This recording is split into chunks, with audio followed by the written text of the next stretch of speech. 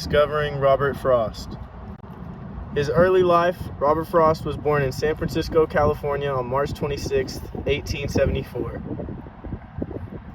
In 1884, Frost and his family moved to Lawrence, Massachusetts following his father's death. The move was actually a return for the Frost family, as their ancestors were actually New Englanders. Robert Frost graduated from Lawrence High School, where he shared co-valedictorian honors with his future wife, Eleanor White. Just 2 years after graduating, the New York Independent accepted Frost's poem, My Butterfly, entitling him as a professional. I bet we can all guess who the butterfly was that he was writing about. Work, life, and children. Robert Frost bounced in and out of prestige colleges throughout his time studying at Dartmouth and Harvard. He was supporting his high school sweetheart, who he married in 1985, but struggled ultimately with the shandles of life early in the beginning. They had 6 children, but 2 passed at a young age, leaving them with 1 son and 3 daughters. Robert Frost worked by teaching school and farming. This supported his family while he was writing poem after poem, waiting to get better tier recognition. Some pictures of young Mr. Frost. The move. In 1911, the dairy farm Frost was running was passed down to him, which led him to make a decision for his foreseeable writing future. The publishers in London, England were more chance-taking rather than the ones in America. The ones in America were more chance-taking on younger poets and writers, and not so much for the people who they believed were past their peak. Robert Frost made the decision to sell the farm and use the money to move his family to London and pursue his poetic dreams. Through his first year with his splendid efforts, he published a classic in his first book, A Boy's Will, in 1913, which had some of his more famous works in it.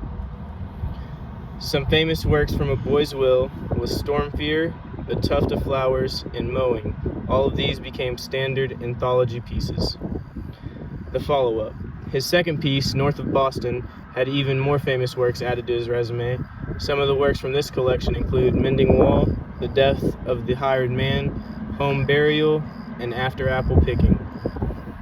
Headed back to the States. In 1915, Frost bought a farm in Franconia, New Hampshire. Despite throwing farming back into his income along with poetry, his family still was not getting adequate support.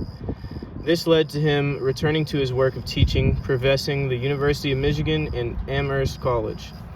He professed at those 2 colleges for 22 years, 1916 to 1938.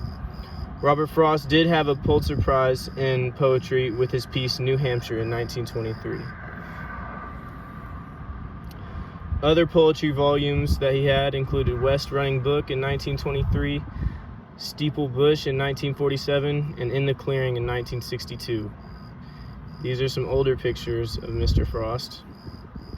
And my favorite Robert Frost poem would have to be The Road Not Taken. This poem speaks well to me, as I feel everyone can interpret this in their own way. I think that this is what made Robert Frost so special, his ability to reach everyone in a way they seek it most. His poetry came from the heart and wisdom and experiences. He will forever be mentioned as one of the best poets of all time, and in my opinion, the best. He had tremendous talent that didn't get noticed until late in his life, but now that it was discovered, it will forever be cherished. His passing. Robert Frost died on January 29, 1963, due to prostate surgery complications. He was 88 years of age. Robert Frost left his mark on the world with his outstanding poetry and perspective on the world. His words will live on forever. Those are my sources, and thank you.